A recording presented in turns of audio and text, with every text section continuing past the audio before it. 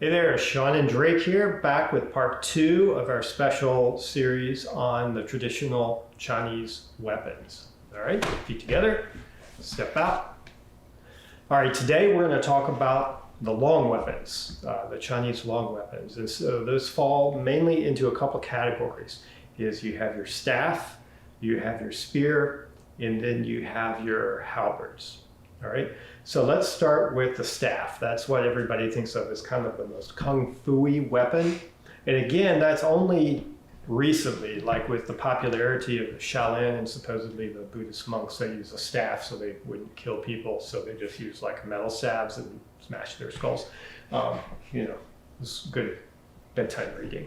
But anyway, so the staff, that is in a Shaolin school, typically the first weapon that you're going to learn, because it teaches you all the basic movement patterns of the weapon, and it's relatively safe. There's no metal, there's no sharp pointy things, so the most you're going to do is just bang yourself up, get a bruise or something like that with the staff. So it's pretty safe, and it's a fun weapon. Safe and fun, what more do you want?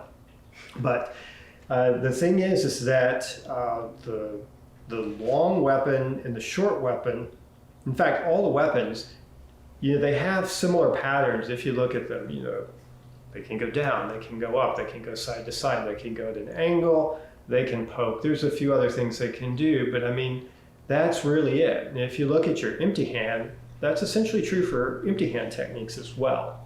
So it tells you a lot. And that's why in the different Chinese martial arts styles, there's more similarity than there is difference with the weapon techniques. So the main difference is going to be in the body mechanics that style uses, and maybe in some of the tactical ways they employ the weapon.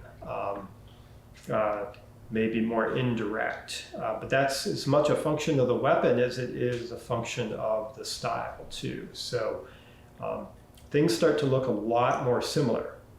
The other thing is a lot of the postures that you see in the empty hand make more sense when you put a weapon in your hands, right?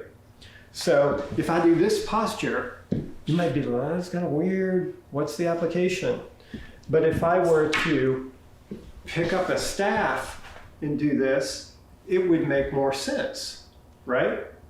Right? Because you could imagine that if someone is attacking the leg, which is a very common attack, why? Because these were military weapons. I'm using a staff now. It could be done with a spear. It probably was.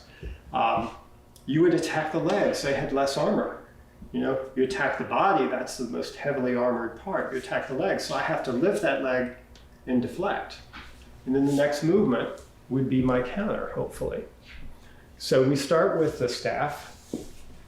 Staffs, different heights of staff. This one just a little bit above my head height. That's a good height. So for a lot of staff forms, but you have some that are eyebrow length, some about nose length. This staff right here is just a little short for me. It should come right about the heart level. This is a whipstick, so it's a long weapon, but it's kind of like the Chang Dao, the two-handed Dao, or the Miao Dao. It's a kind of a bridge between. And this is not really a military weapon. This was a walking stick. It was a self-defense weapon, but it's a fantastic set, the whipstick from Tongbei. Now the spear gets into, this was your real military weapon. This was the main weapon. Now this particular spear is a wushu spear. So, which means it's light, it's a ritual spearhead. It's still metal, so if someone poked you with it, it would not be fun. But it's it's here, and they say it takes 3 years to learn the spear or the straight sword, because there's a lot more finesse, and that's contrasted with 3 months to learn the Dao, because it's much more straightforward. So this spear is short. The spear should come to your fingertip when it reaches overhead, but it's a good practice spear, and it's the one I can do I have a high ceiling, I have a ceiling fan, you probably can't see it in the shot. I can do a few techniques inside with this spear, so I like that. Now this spear is more an actual military weighted spear. It's heavy, it has a heavy spearhead. The spearhead is not tempered, but it is heavy. It would definitely do a number on you. It's not sharp, it's not tempered, so it's not really made to practice cutting. But so this one is much closer to the actual height. That's because I made the spear myself. I mean, I bought the spearhead, but I cut it. Yeah, no, it's good. It was saw and everything. Managed not to hurt myself. Right? So this is good. It's very difficult to start training with a full weight spear because it's really heavy, and a lot of the techniques where the spear is extended, it doesn't seem like it's that heavy, but when you get the spear out, the ability to hold it up, and I'm not even using a good stance, but you have to learn how to hold the weapon in these extended postures so you can get the projection out of it. So we're going to skip over, since we're kind of on the long straight things. This is a long pole, and it's pretty heavy. This one is this is 108 inches. So this was custom made for me, and it's the biggest lathe the guy had. So he couldn't make it any longer than this. So that's, it's quite heavy. It's used in a lot of the martial arts. Baji uses it. Xingyi, Fujian White Crane, also Qin Taiji use it. A lot of arts use this because it's derived from a military weapon.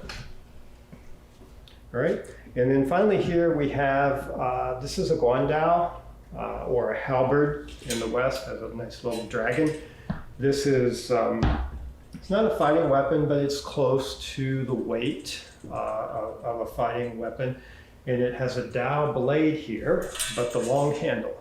And you have many variations of this weapon called horse cutter, broadsword, longsword, things like that. So many variations on that. This is my favorite variation. Signature weapon of Qin Taiji. They will often train with a very heavy version of this. And there's specific requirements that you have to actually use the silkerling of Qin Taiji to move it, or else it's considered an error in the form.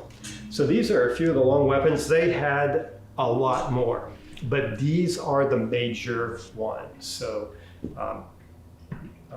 but there's literally no end to the variation of the long weapons that they had, of course, with thousands of years of history.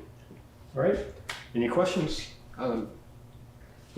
What's the difference between... Stand up straight, there you go. All right.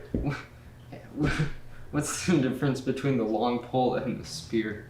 Ah, good question. Yeah, see, look, if some of y'all been with us since we've been like teaching online, and he was like much shorter than me, and now he's as tall. So probably soon he's going to be taller. Anyway. So the main difference is this, is that the long pole is actually what we would call in the West a pike or a long spear. So it would have, for actual military purpose, would have a spearhead on it.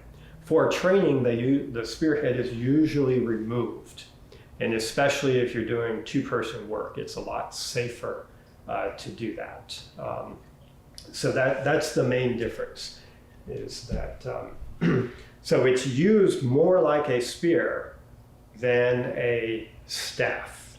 Although, of course, a spear can do any movement that a staff can do, but it can also stab. So the spear is a superior weapon in all regards. But yeah, that's a good question. That's the main difference. So think of this as, in actual usage, it could even be longer than this, and would have a pretty substantial spearhead on it. Okay, a good question. Anything else? What's your favorite long weapon? Oh, favorite long weapon, that's tough. You know, I have developed a preference for the spear these days. I used to say it was the Guan Dao, but it's probably the spear now. So I've really kind of gotten into the spear, partly because it's such a challenge. It's really hard. Like, it's fairly simple to learn, but it's really hard to get right. So I feel like that's an area that, you know, I could, just like all of martial arts, you can study, you can always get better than you are. But I feel like spear has that special challenge. And that's why it was said, you know, it takes 10 times longer to become really, really good at the spear. Yeah, so it's good. I like a challenge. Not everybody's up for that, but for me, it's kind of fun. All right. All right, good. So we're going to be back. We're going to talk about more short weapons and hidden weapons, but now we're going to get into some of the more exotic, what people might think of more as typical Kung Fu. So these, what we've talked about now, have been really the martial arts that come from the military side, and then we'll show you some that come, you know, just from all over the place. All right. So thanks for joining us. We'll see you in the next one. All right.